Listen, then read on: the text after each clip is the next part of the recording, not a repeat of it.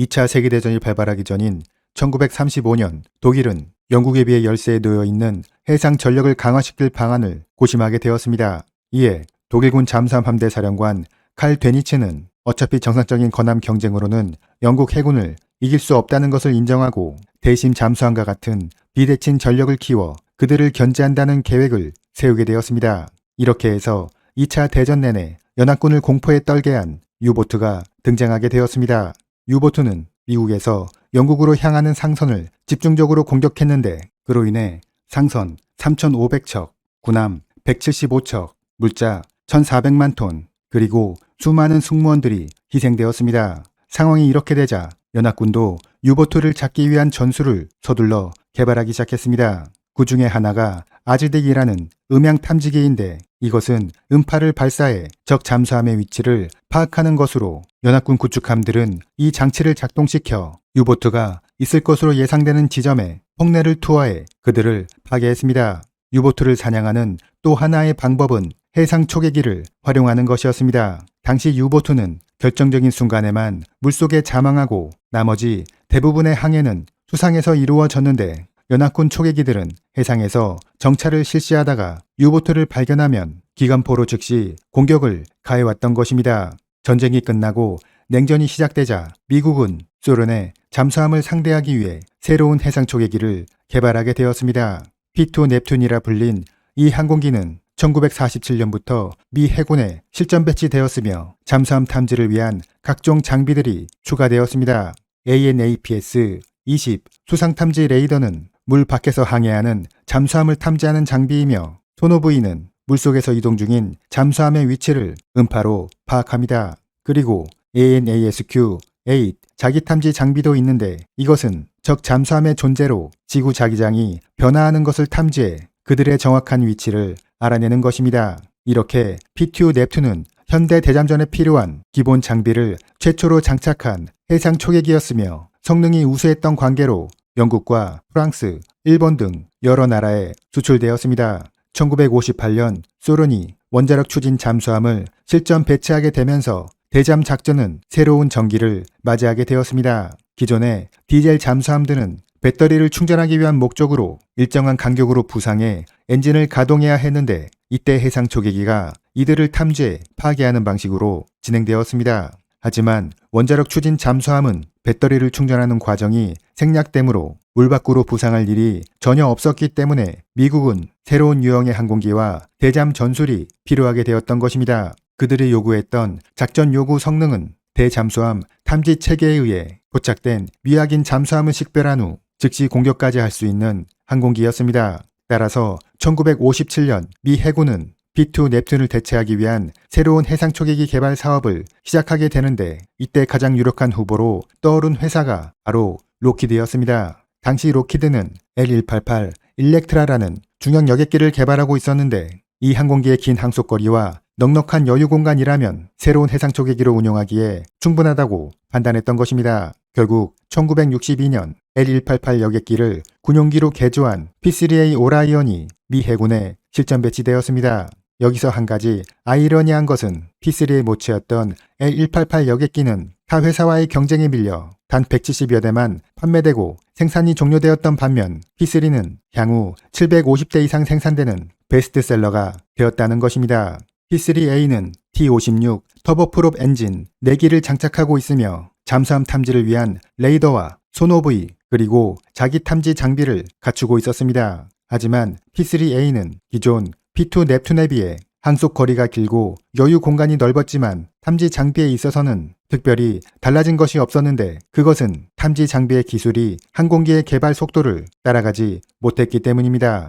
P3A는 미 해군에 배치된 지 2개월 후 바로 실전에 투입되는데 그것은 쿠바 미사일 위기로 인한 해상봉쇄 작전이었습니다. 이 작전에서 P3A는 계획되었던 임무를 원활히 수행해 미 해군을 만족시켰습니다. 1965년에는 개량형인 P3B가 등장하게 되는데 이 모델의 가장 큰 특징은 엔진의 성능을 강화했다는 것으로 이로 인해 전투 행동 반경은 2500km, 채공 시간은 최대 16시간으로 확장되었습니다. 탑재 장비에 있어서 AGM-84 하푼, 공대함 미사일이 추가로 장착되었지만 그 밖에 항전 장비의 성능은 크게 달라진 것이 없었습니다. 1969년 미 해군은 드디어 P3의 성능을 대폭 개량한 P3C를 보유하게 되었습니다. P3C의 주요 성능 개선 사항은 기존 6개에 불과했던 소노브이를 31개로 늘렸으며 360도 전 방향을 커버할 수 있는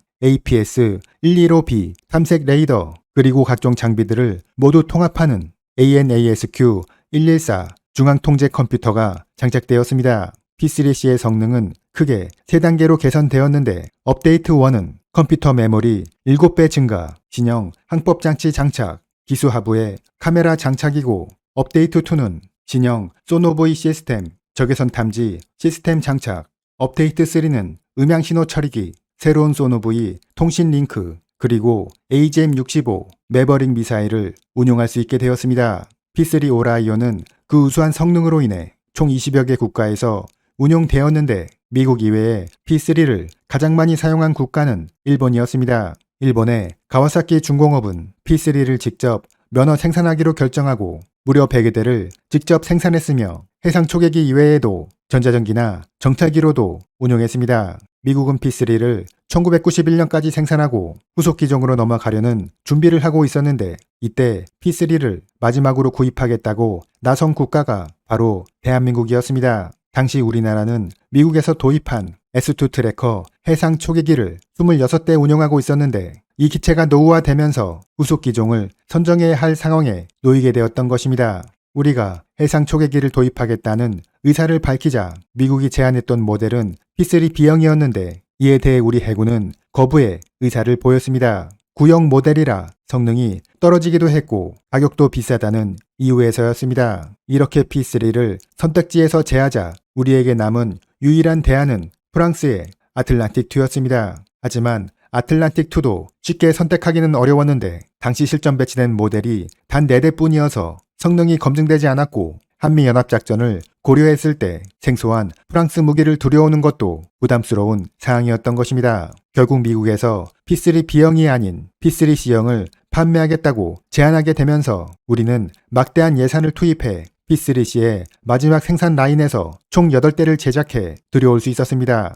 1990년대 중반 실전 배치된 P3는 우리 해군의 대잠 작전을 획기적으로 향상시킨 핵심 전력이었습니다. 하지만 우리의 해상 영토를 수호하는 데 있어서 8대의 P3는 그 숫자가 매우 적은 것이었는데 당시 해군의 내부 보고서에서는 32대의 해상 초계기가 있어야 원활한 작전이 가능하다고 예측했습니다.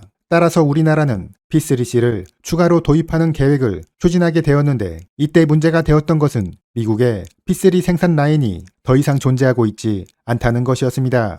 그래서 우리 해군이 고민 끝에 내린 결론은 미국의 중고 기체를 재생해 들여오기로 한 것입니다. 미국 애리조나주의 투싼 공군기지에는 미군에서 퇴역한 각종 기체들이 보관되어 있는데 이 중 P3 B형 9대를 구입해 8대는 재생 처리하고 나머지 1대는 부품 조달용으로 사용하기로 했습니다. 해군이 이렇게 P3를 재생해 도입하기로 결정하자 국내 항공업체인 대한항공은 미국의 로키드 마틴사와 그리고 한국항공우주산업 카이는 L3사와 컨소시엄을 구성하고 경쟁에 참여하게 되었습니다. 이번 사업은 단순히 8대의 P3를 도입하는 것이 아니라 여기서 얻은 노하우를 통해 향후 예상되는 해외 P3 개량 사업을 수주할 수 있는 것으로 전망되어 두 회사는 회사의 사활을 걸고 해군을 설득하고 나섰습니다. 우리 정부는 이번 사업에 조건 충족 최저 비용 기법을 적용하기로 했는데 이것은 최소한의 조건을 충족한 상태에서 가장 저렴한 가격을 제시한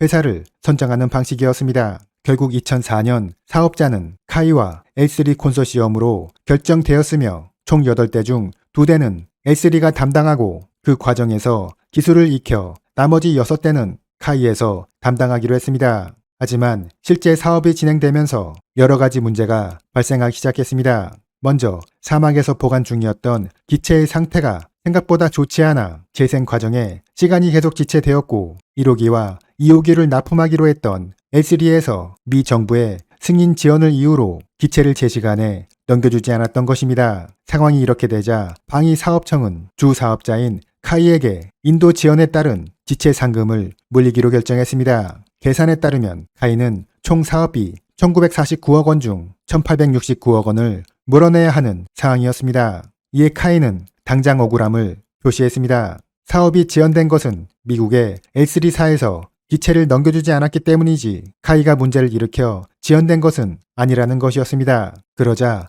L3사도 반박하고 나서게 되는데 자신들은 계획대로 사업을 진행했으나 미 정부에서 특정 장비에 대한 수출 승인을 내주지 않아 늦어진 것으로 본인들 책임이 없다고 주장했습니다. 기체 상금을 물리는 방위사업청도 입장이 난처했습니다. 그들도 이러한 상황을 모르는 것은 아니나 법률과 계약서에는 명백히 주 계약자에게 벌금을 물리도록 되어 있는데 이를 제대로 수행하지 않으면 방산비리에 연루되어 조사를 받을 것이 명백했기 때문입니다. 결국 카이는 막대한 손해를 입으며 8대의 기체를 해군에 인도하게 되었습니다. 2016년 해군에 인도된 P3는 P3CK로 명명되었는데 이 모델은 기존 P3C형에 비해 여러 부분에서 성능이 향상되었습니다. 주요 개선 사항으로는 방빙장치, 개조, 전력장치, 공기조절장치, 보조동력장치, 착륙장치, 유압장치, 비행제어장치, 연료 시스템 등을 개선하였고 가장 중요한 엔진과 프로펠러에 대한 생존비를 완료했습니다. 또한 음향장비, 통신장비, 항법장비, 데이터 시스템, 무장관리 시스템 등 임무 장비도 성능이 개선되었습니다. P3CK는 현재 전 세계에서 운용 중인 P3 계열 중에 최고의 성능을 가지고 있다고 할 수 있으며 여기에 만족한 우리 해군은 1차 사업에서 도입한 P3C 8대에 대해서도 P3CK급으로의 개량을 완료한 상태입니다. P3CK는 미국의 하푼, 대한미사일뿐만 아니라 국산 청상어 어뢰도 운용할 수 있어 탐지 능력뿐만 아니라 공격력도 강화되었습니다. 2017년 P3CK는 러시아 잠수함을 추적하는데 성공하기도 했습니다. 당시 울릉도 부근 공해상에서 한미 독수리 연습이 진행되고 있었는데 미군 함정이 정체불명의 잠수함을 탐지하게 되었고 이러한 내용을 전달받은 P3CK가 즉시 추적에 나선 것입니다. P3CK는 여러 대가 임무를 교대하며 78시간 동안 추적을 실시했으며 결국 이 잠수함이 부상하면서 러시아군 소속의 킬로급 잠수함인 것이 확인되었습니다. P3CK는 우수한 성능으로 우리의 해상 영토를 수호하고 있지만 이미 1차 도입부는 제작된 지 30년이 넘어가고 있고 2차 도입부는 오버홀 과정을 거쳤다고는 하지만 제작된 지 60년이 넘어가고 있어 기체가 상당히 노후화되었다고 할 수 있습니다.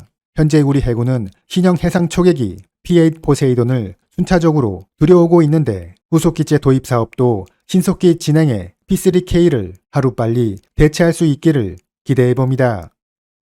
이상으로 마치겠습니다.